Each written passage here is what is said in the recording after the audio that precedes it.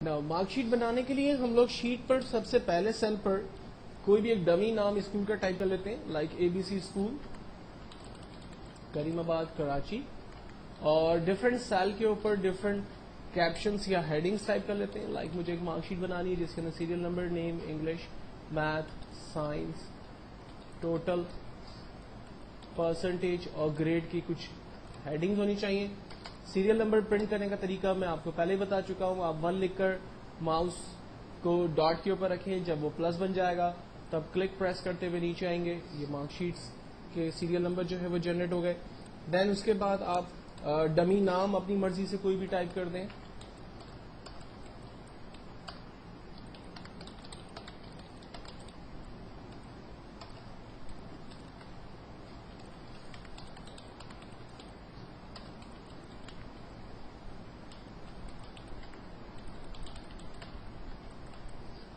دین serial number میں سے random numbers, English, math, science, کوئی بھی اپنی مرضی سے آپ ٹائپ کر دیں.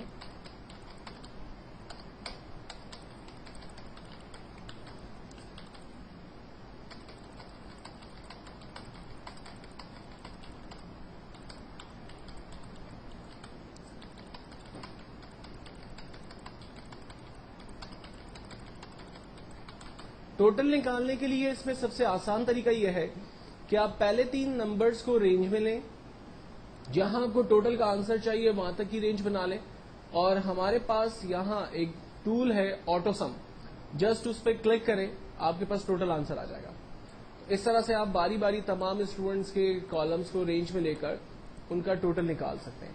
لیکن اگر آپ ایک ایک کر کے تمام کا ٹوٹل نکالیں گے تو یہ بہت زیادہ ٹائم لگائے گا، کیونکہ اگر میرے پاس یہ 10 ریکارڈز ہیں تو ان کا ٹوٹل کرنا کوئی بگ ڈیل نہیں ہے. لیکن اگر ایک بہت بڑی مارک شیٹ ہے تو اس پہ ٹوٹل نکالنے کے لیے مجھے اس طرح سے اگر میں کروں گا تو کافی ٹائم میرا اس میں یوز ہو جائے گا. تو اس کا بہتر اور آسان طریقہ یہ ہے کہ تمام نمبرز کو آپ رینج میں لے لیں اور جہاں اس کا ٹوٹل چاہیے وہاں تک کی رینج بنا لیں اور جسٹ ایک آٹو سم کے بٹن پہ کلک کریں. تمام اسٹوڈنٹس کا ٹوٹل آپ کے پاس ایک ہی کلک پر آ جائے گا. دوسرا طریقہ یہ ہے کہ آپ صرف پہلے اسٹوڈنٹ کا ٹوٹل نکالیں اور اس پر ڈبل کلک کر دیں، آپ کے پاس تمام اسٹوڈنٹس کا ٹوٹل آ جائے گا. یا پھر اس کو جسٹ ڈریگ کر دیں، تمام اسٹوڈنٹس کا ٹوٹل آپ کے پاس آ گیا. نیکسٹ ہے ہمارے پاس فارمولا پرسنٹیج کا. ایکسل میں ہر فارمولا اسٹارٹ ہوتا ہے ایکول کے سائن کے ساتھ.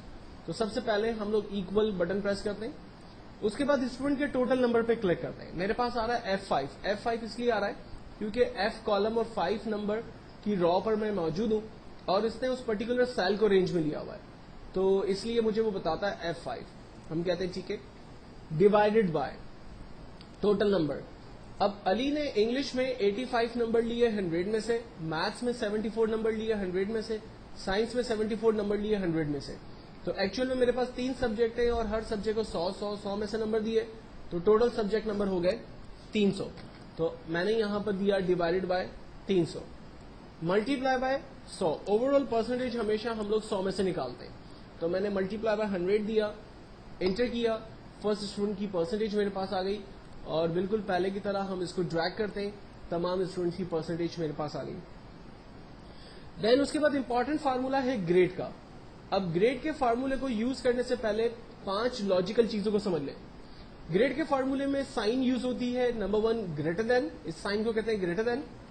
اس کے برابر ایک اور سائن یوز ہوتی ہے جس کو کہتے ہیں لیس دین.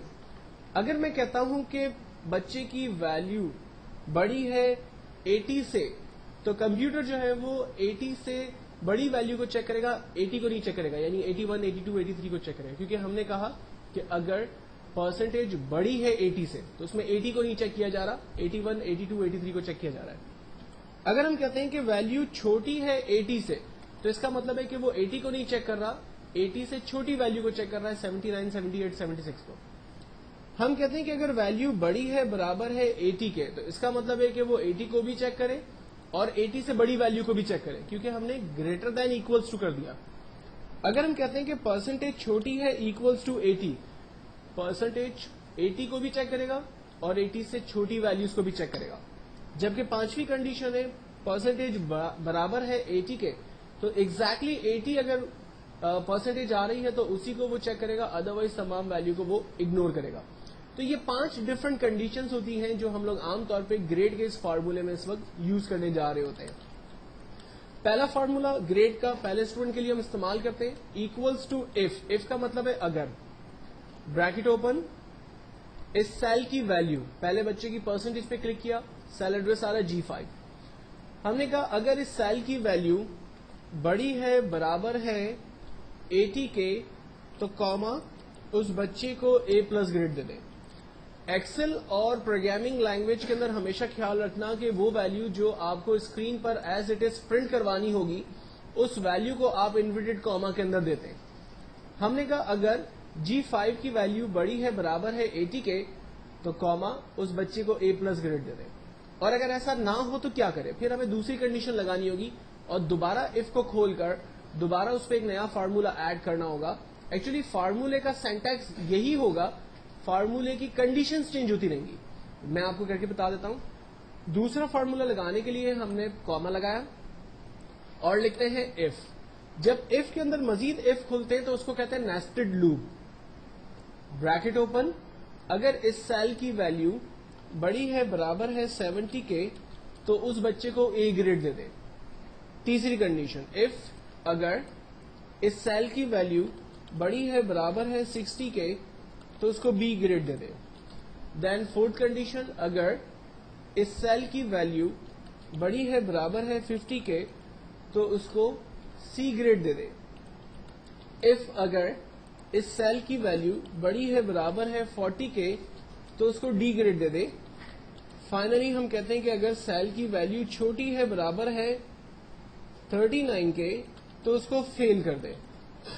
اب جتنے بریکٹ اوپن ہوئے ہیں اتنے بریکٹ ہمیں کلوز کرنے ہوں گے. ایکسل میں یوزلی یہ ہوتا ہے کہ جب آپ ایک دفعہ بریکٹ اوپن کرتے ہیں تو اسے کلوز کرنے کی نیڈ نہیں ہوتی ہے, لیکن جب آپ ایک سے زیادہ بریکٹ اوپن کریں گے تو ان کو کلوز بھی کرنا پڑے گا. تو یہاں پر میرے 6 بریکٹس اوپن ہوئے ہیں تو میں ان 6 بریکٹ کو کلوز کر رہا ہوں. 1 2 3 4 5 6 اور ہر بریکٹ کا اپنا ایک کلر ہے تو ہمیں اس سے اندازہ بھی ہو جاتا ہے کہ وہ بریکٹ پراپرلی کلوز ہو رہے یا نہیں ہو رہے. فائنلی میں نے انٹر کیا, پہلے بچے کا گریڈ میرے پاس آ گیا اور اس کو سامنے رکھتے ہوئے میں ڈریگ کرتا ہوں, تمام اسٹوڈنٹس کا گریڈ میرے پاس آ جاتا ہے.